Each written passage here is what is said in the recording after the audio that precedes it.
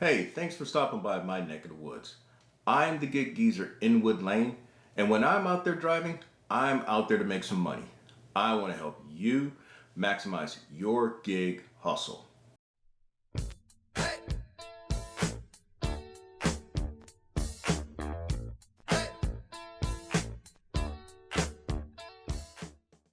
About a year ago, DoorDash sent an email informing drivers about its contract violation policy. And in its thinly veiled transparency, more like the word opaqueness, which will be your $5 word for today, it said drivers will see a tally of those violations on their ratings page.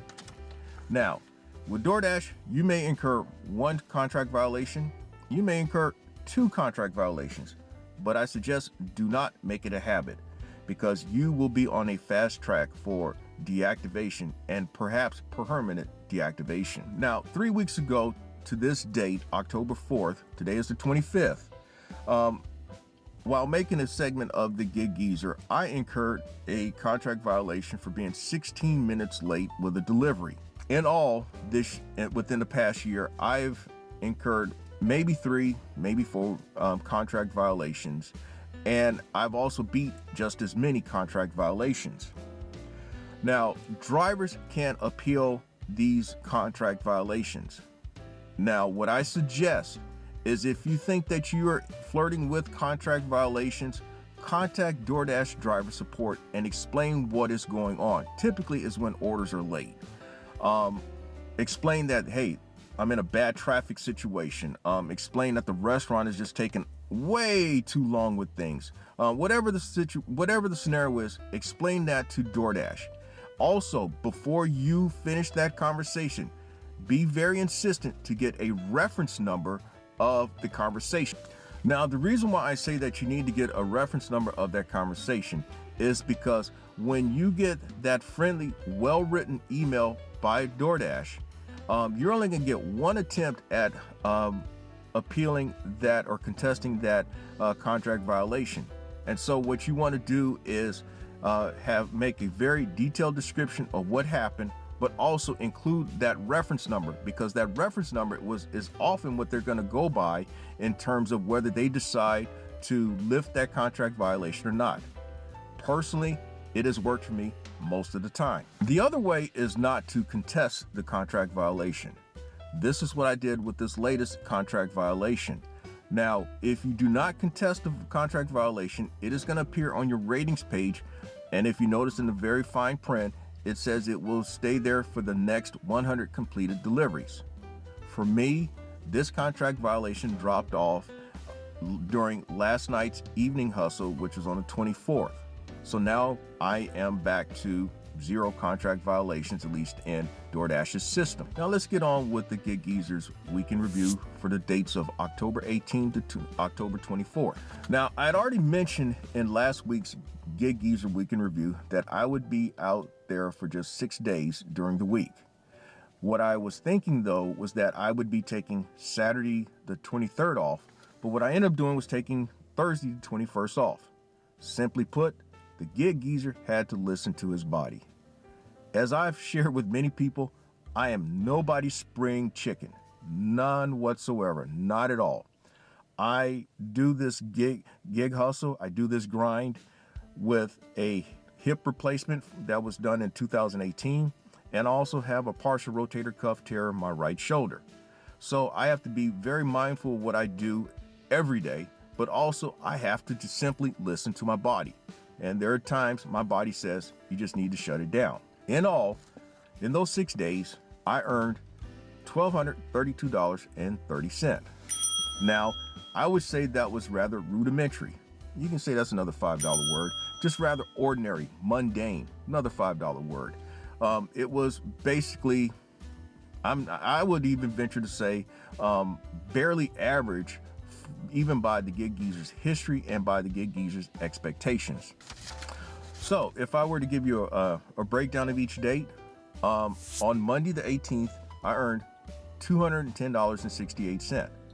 That was highlighted by me earning $111.92 on Instacart. On Tuesday the 19th, I earned $194.60. Instacart again was the big earner as I made $65.06. That day was also marked by an Instacart shopper, whom I used in another video that I uploaded last week, in which I shared how I've caught multiple fraudulent customers. This particular customer drove me up the wall. This customer had added 12 items, at least 12 items, while I was shopping. There were 15 substitutions made and 3 refunds.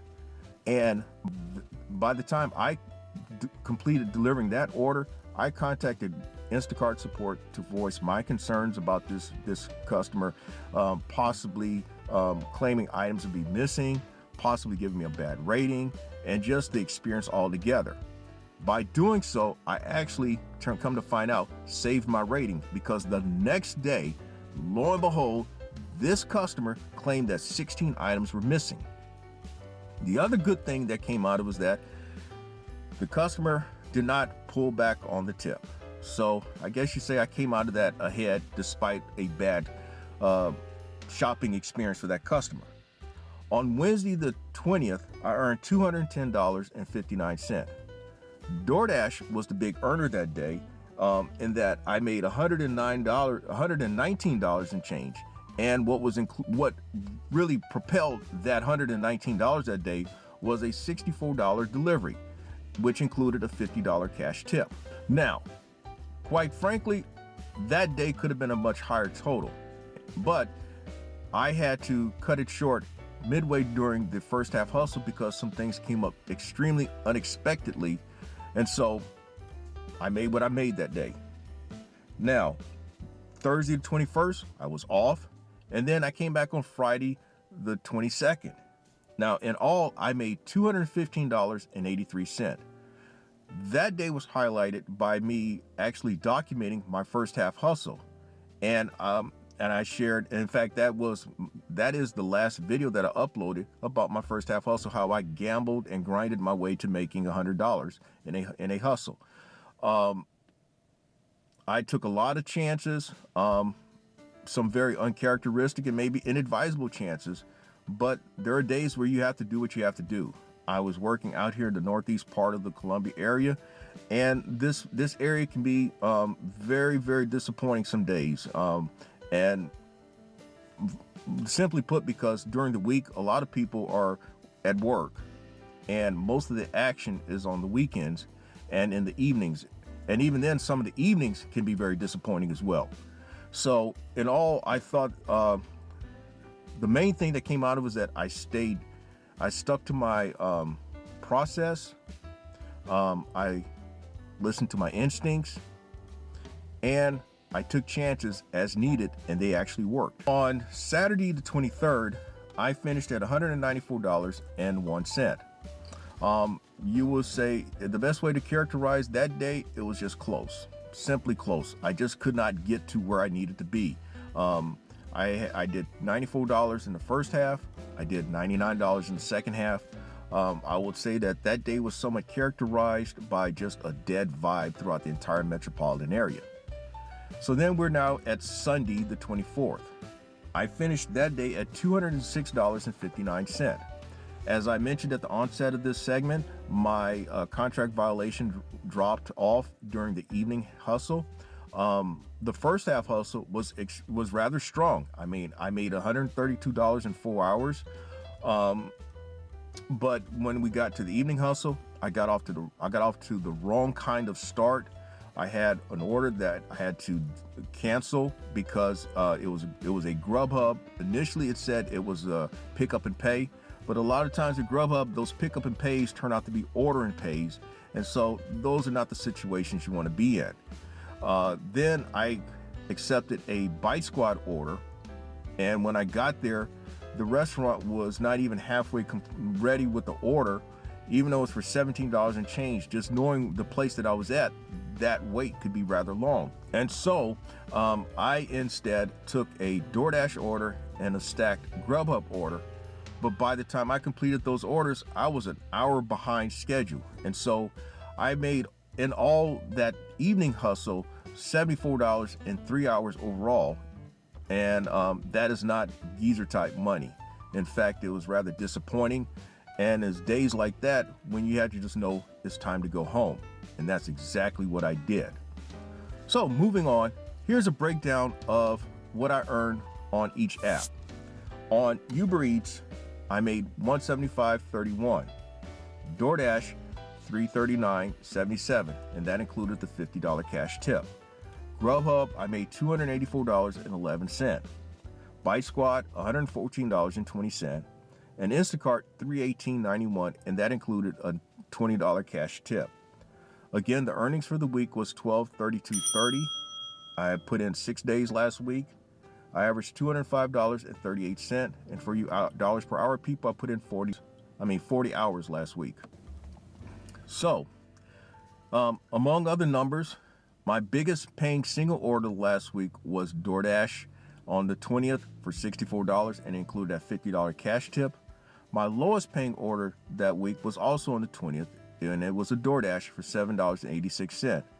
Now, I took that order because of the number of items, and it looked like because of that dollar amount, $7.86, it may have been what, you could call it a hidden tip. And I was thinking that it may be worth $8, $8.25, maybe $8.50. But the geezer guessed wrong. So now we're heading to the end of the month. And so with it being the end of the month and there's bills that have to be paid, my goal this week will be to go out all 7 days and this week make at least $1,500. Now, I've not reached the $1,500 plateau since the summer.